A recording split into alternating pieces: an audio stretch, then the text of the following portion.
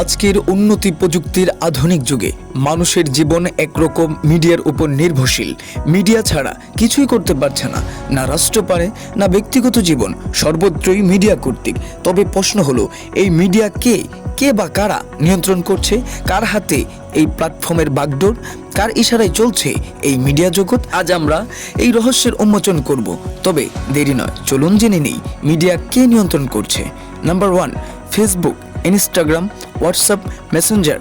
জনপ্রিয় এই প্ল্যাটফর্মগুলো দৈনন্দিন জীবনে মানুষের গুরুত্বপূর্ণ একটি অংশ, যা ব্যতীত মানুষ অসহায়। তবে আপনি কি জানেন, এই সবগুলোই মেটার মালিকানাধীন প্ল্যাটফর্ম, আর মেটা নিয়ন্ত্রণ করে মার্ক জাকারবার্গ নামে একজন ইহুদি ব্যক্তি।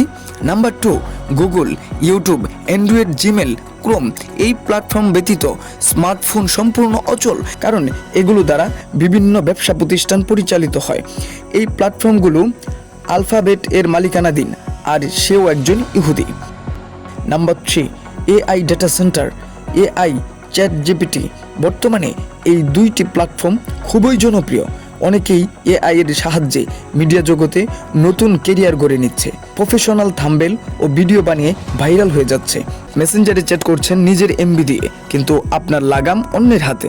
বর্তমানে এই মিডিয়ার জগৎ যতটা আনন্দময়, ঠিক ততটাই বিশৃঙ্খল ও ভয়ঙ্কর, যেখানে মুহূর্তেই জন্ম নেয় হাজারো এমন প্রশ্ন ও রহস্যের জটিলতা, যার সমাধান আজও কেউ করতে পারেনি। মানুষ এখন কি দেখবে, কি বিশ্বাস করবে, কাকে ভালোবাসবে, কাকে ঘৃণা করবে, সব কিছু ধীরে ধীরে ঠিক করে দিচ্ছে সোশ্যাল মিডিয়া আর মিডিয়ার খেলোয়াড়রা। মানুষ নিজেকে স্বাধীন মনে করলেও অদৃশ্যভাবে তার মনটাই প্রোগ্রাম হয়ে যাচ্ছে ধীরে ধীরে।